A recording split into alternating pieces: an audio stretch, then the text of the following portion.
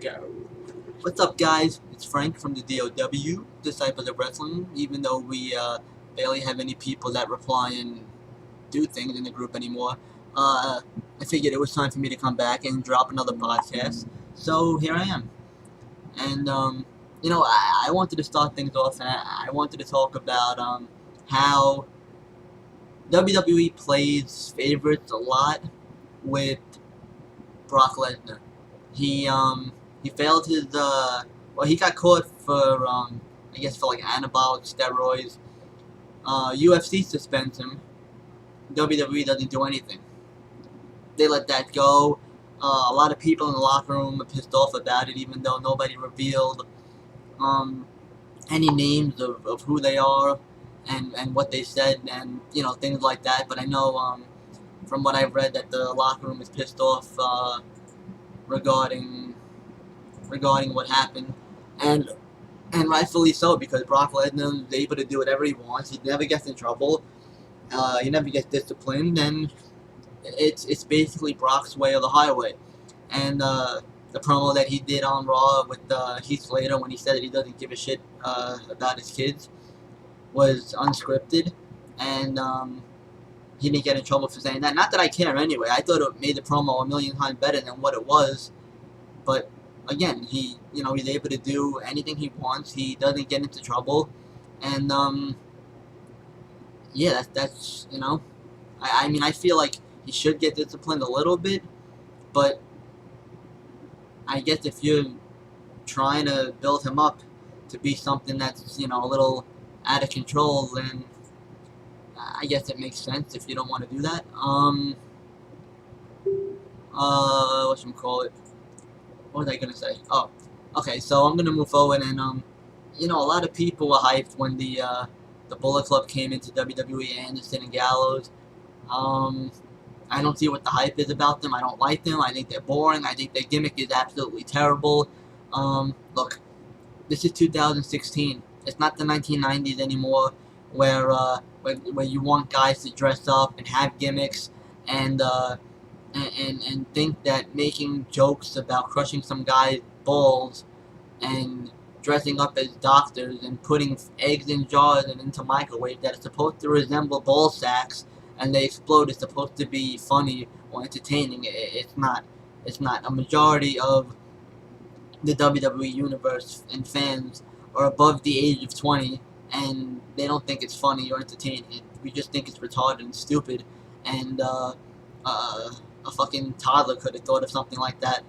I don't think it's entertaining at all one bit. I think it's boring, and you could have used that promo time for another match, or a much better promo to hype up certain matches. They don't do anything for me. I don't see what's so popular about them. I don't like them. Granted that when you're in a different company, you have a much larger moveset than WWE allows you to do. So maybe that's why I don't like them. Maybe since they made they transcended over from Ring of Honor and New Japan to WWE. I'm sure that they've gotten their moveset dumbed down by a lot, but it doesn't mean that you can't, what's the word I'm looking for? That you can't add different moves to your arsenal, even if they are dumbed down. I'm sure you could think of something more creative to help get your characters over more. I gotta be honest, even New Day is souring on me a little bit. I love them, but there's only so much you can do where you come out every week, you blow your horn, you do the chant, the New Day Rocks chant thing, and the whole Booty-O's thing, and the cereal thing. It's funny, but to me, it's run its course. There's not really much that you can do anymore with that. I mean, then again, all three of them are creative. I think Xavier Woods is the most creative one out of all of them. But I mean, look, in WWE, you either sink or swim. And right now, New Day is not. I don't think they're swimming. I don't think they're sinking. I think they're in the middle. Fans still love them, but they don't get as much of a pop as they once did. I I think ever since like WrestleMania, they started like declining a little bit. Um, but I mean the matches are entertaining. It's just I'm not really sold on them as I was before. I'm glad that they broke Kendrick and London and Kendrick's record for the most tag whatchamacallit, the longest reigning tag team. That's great. That's awesome. Um, but then again, like I said, you either sink or swim, and you have to change your gimmick up, and add either you add to it, and you do more weird and crazy things that people wouldn't expect and that are funny, or you just do something completely different. Um, I don't know. A lot of people don't think that Ziggler's gonna beat Ambrose at SummerSlam. I think that Ziggler's gonna win. He's gonna get a big heel push because they need somebody else on SmackDown. You're trying to build up SmackDown ever since they went live. And to me, and I'll be 100% honest, SmackDown is a million times better than Raw is. Even with the smaller roster, even with less talent, SmackDown blows Raw out of the water for the past 3 weeks since they've been live. Raw to me is just filler and boring promos and idiotic interviews with jobbers every single week. And as much as people might like it, I don't like it. I think it's stupid. I think it's boring. And I think that the TV time should be given to people that deserve it. And they're still not getting the TV time that they deserve. Speaking of which, you go to SmackDown. 3 weeks in a row, Eva Marie comes out. She has some stupid fucking guy that does her entrance. It's supposed to be some really dumb, elaborate entrance. The first week she comes out, she can't wrestle. She hurts her ankle or some shit. The second week she comes out, her tits pop out almost, which they should have. I wish they did, but they didn't. Magically, the guy happens to have a towel for her wardrobe malfunction. Yeah, that's real believable. And then the other week she can't come out because she gets stuck in Texas traffic. Whatever. I don't like Eva Marie. I've never liked Eva Marie. I think she should be doing Brazzers porn instead, or Bang Bus. But anywho, moving forward. To me, she's a waste of time, and she's better off doing something else than wasting our time by watching her. Even Carmella, like I like her, but she hasn't shown me anything that's like wow, like like they brought her up and it's just like okay, so you're basically doing the same thing that Enzo and Cass are doing, except your saying is a lot more cheesier than theirs is, but the fans still like you, so whatever. Alexa Bliss, she's okay. I don't see the wow factor with her. I don't think she's amazing. I don't think she's bad, but it's just like, okay, you're another chick. You're there to wrestle. You're okay. You could do a flip. Amazing. Let's move forward because you don't bring that star appeal to me. Bray Wyatt, either he's hinting at going solo or he's hinting at kicking Eric Rowan out of the Wyatt family and just finding a new member or something.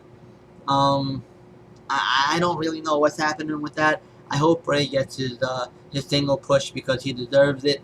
He doesn't need the Wyatt family anymore. They're pretty much self-established on their own now. The Wyatt family, even though they're split on their own separate shows, they don't break up. I guess whenever we do have like the major pay-per-views where both rosters are combined and it's not a separate pay-per-view, such as SummerSlam, the entire Wyatt family minus Luke Harper because he's still hurt, or he should be back soon, will all be on the same show. So anything is possible. I don't think Bray had the match though, so I guess we'll see. But he is going to feud with Randy Orton after Brock Lesnar takes it to Suplex City. I don't expect Brock to lose because let's face it, it's Brock Lesnar. Brock gets what he wants. Brock wants to win. Brock wins, and there's no arguing with him. And he gets what he wants. And if it wasn't for Brock Lesnar, Paul Heyman would not be in WWE right now. So you could thank Brock Lesnar for Paul Heyman still being on the contract with WWE because he wasn't. In other news, if you haven't checked out Lucha Underground yet, you can on iTunes. They have the very first pay-per-view that was on TV, Lucha Underground 1. You can download the whole thing, watch it, let me know what you think of it, and you can comment in the comment section below underneath. Let's see what else I could talk about. Braun Strowman. I'm going to bring him up real quick. I didn't like Braun Strowman in the beginning because I thought that, he was just another big guy. He was like a big doof. He still doesn't have a decent moveset, but Triple H changed his gimmick around. He gave him a new theme song, a new hairstyle, and he looks like a legit guy. Like he looks like a legit force to be reckoned with, and I like it. I think it's good. I think he's like how Rusev was when they first brought Rusev in, and they helped build him up. And Rusev is another one. I like Rusev. I liked Rusev since the beginning. My friend Joe likes Rusev. He thought that I think it was at the Rumble. I'm not sure. Like a while back when Rusev came out of the tank during his entrance, he thought that was the coolest thing ever. And I like Rusev. I don't like what they're doing with him because it's against Roman Reigns. But hey, it's whatever. Roman Reigns gets punished. If you even want to call it a punishment for failing his drug test, he comes back and his punishment is you get to go against Rusev for the U.S. title. Okay, so you're not main eventing. You're more like novicing, I guess if you want to call it that. You're not main eventing. You're not jobbing, but you're in between. It's a title that nobody really gives a shit about, but your name is still there. You're still on the card, and you're still gonna make some decent bank. Is he gonna win? Probably, because it's Roman Reigns, or he might not win. You just gotta tune in and find out. AJ Styles against John Cena, fantastic match, and everybody wants to bitch and moan and complain and this and that. Oh, yeah, he's gonna get buried, and John Cena this and John Cena that. I don't think John Cena is burying an AJ at all. I think they're both putting on an entertaining storyline, an entertaining match, an entertaining match, and I think it's gonna be a good match. It might not be the end of their storyline. It might continue, but at the same time, it might end also. So we gotta wait and see what happens. Kevin Owens and Chris Jericho. I kind of wish it was just Kevin Owens going against Cass one-on-one and Jericho against Enzo. I don't like the tag team of Jericho and Owens only because I think I feel that personally, Kevin Owens is a lot, to me anyway, Kevin Owens is a lot better on the microphone than Jericho is. Jericho, I'm talking like 1999 Jericho, he was funny. And now he talks and he's boring and he's like, okay, let's get this guy off my television now, please. I'd rather watch Naomi come out and do that twerking thing that she does in her new entrance. Very, very cool, by the way. Very cool how she changed her whole gimmick around, her entrance around. I love it. I think it's really, really cool. There's a lot of kids that like the the whole EDC thing and all that. So I feel her on that. I give her kudos for that because she's trying to connect with the fans again, and I like that. But yeah, the AJ and John Cena thing, it'll be a good match. Owens and Jericho against Enzo and Cass. It should be entertaining. It should be good. So yeah, I wanted to say like one thing. Vince, like I said, Vince plays his favorites, and recently I read that he was mad at the Usos because he feels that they're injury prone, and when SmackDown needed them the most, they weren't there because they were hurt. Granted, this is something that came out online about a week ago, so I don't really know whether to believe it or not, but apparently he was pissed off at them because they're always hurt. SmackDown this week, the Usos are back and they're in a tag team match and they look perfectly fine, not hurt at all. So I don't know what became of that, what didn't become of that, but anywho, I got stuff to do, so I wanted to just do this real quick, give a brief rundown. Post your SummerSlam predictions in the comment section below, and for Raw, I'm sure Domenico will take care of that, or someone else will, because I will be at Monday Night Raw. So maybe you guys will see me on TV. Anywho, I'll catch you later. Have a good one. Bye.